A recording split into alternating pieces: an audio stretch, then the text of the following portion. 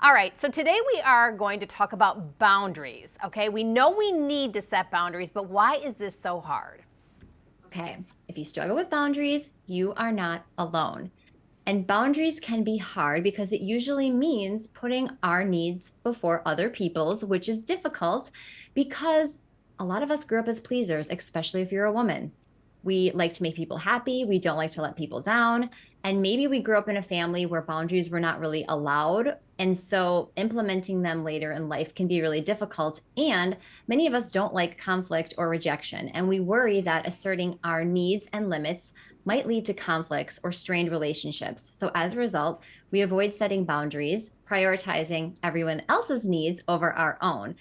However, too many yeses to everyone else leaves us exhausted and missing out on opportunities to stay focused on what brings us energy and joy. And boundaries are like fences. Just like fences make good neighbors, boundaries make happy humans. Just like fences give neighbors boundaries and privacy and help them feel safe, our boundaries protect our personal and mental space.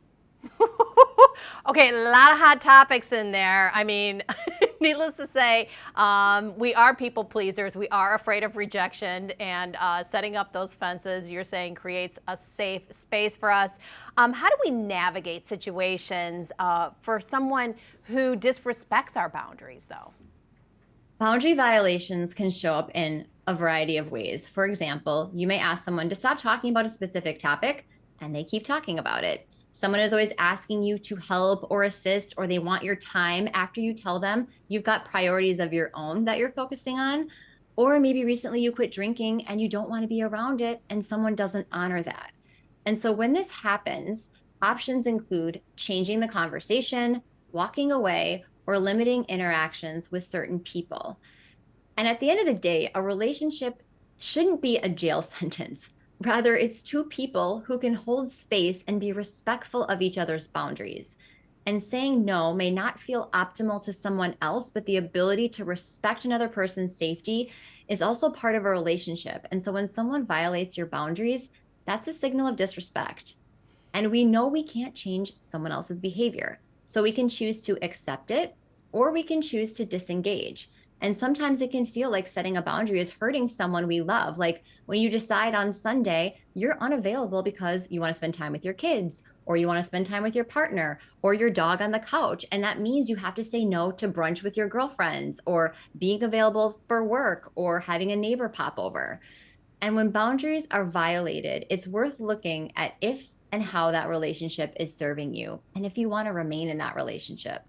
And if a relationship doesn't improve when you set boundaries and claim what you're asking for and what you want, it probably wasn't a healthy relationship to begin with. And generally, when someone is upset because you've set a boundary, it's likely that you are revoking a privilege they never should have had in the first place. Love it so much. I mean, in theory, this is all good, but in practice, it's very, very hard. How do we help people, maintain their boundaries when they otherwise would struggle? Yes. Okay. So I've got four tips for you. The first is reframing boundaries. So we often think of boundaries as being defensive, it's about what we want to keep out.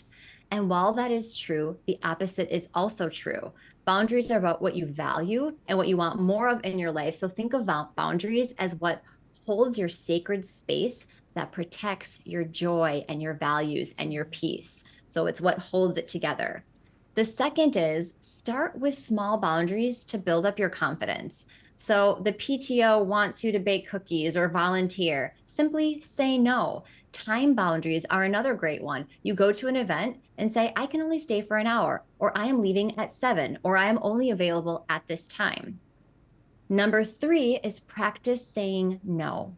And coming up with a few kind of go to one liners can help you avoid that on the spot pressure. For example, I'd love to, but I know I'm overcommitted and I can't give it the energy that it deserves. Or it's really hard for me to say no, but I have to right now. Or I appreciate the invitation, but I'm not going to make it. Let's say somebody wants you to work late or be available after hours. You could say, you know what, my workday ends at 5, but I'm happy to prioritize this first thing tomorrow. Mhm. Number four is offer alternatives. Okay, I can't go out tonight, but I'd love to catch up on the phone on Sunday. I'm not able to lend you money, but there's some really great low interest options that you could look into. Or I can't give time to your project right now, but I'd be happy to review it if you want me to. So giving some alternatives. It's a no and. And remember that boundaries are all about being clear on your values and your priorities. And then it's setting limits around your people, your activities, and your life that don't align with those values and priorities. And one of the best ways to know that you need to set a boundary is think about how you're going to feel afterwards.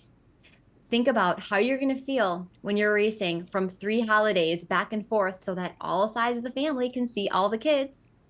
How will you feel when you say yes to the event after you know you have a busy and stressful week? How will you feel when you loan money to your cousin and you know you're not going to get it back? So boundaries are a form of self-advocacy and self-care. And setting a boundary means protecting your joy. So if you're tired of living your life for other people, or you find yourself tired and exhausted by all the commitments you've made to others, it's time to set boundaries and reclaim your power of time and energy and your mental well-being. I feel like $1,000,000 after this conversation. I don't know if I needed to hear it or just what you're saying is just so valuable. Either way, what a great topic. Set those boundaries, girl. Thanks, honey bunny. So here you have it, setting boundaries. When you say no, it actually allows you the opportunity to say yes to yourself.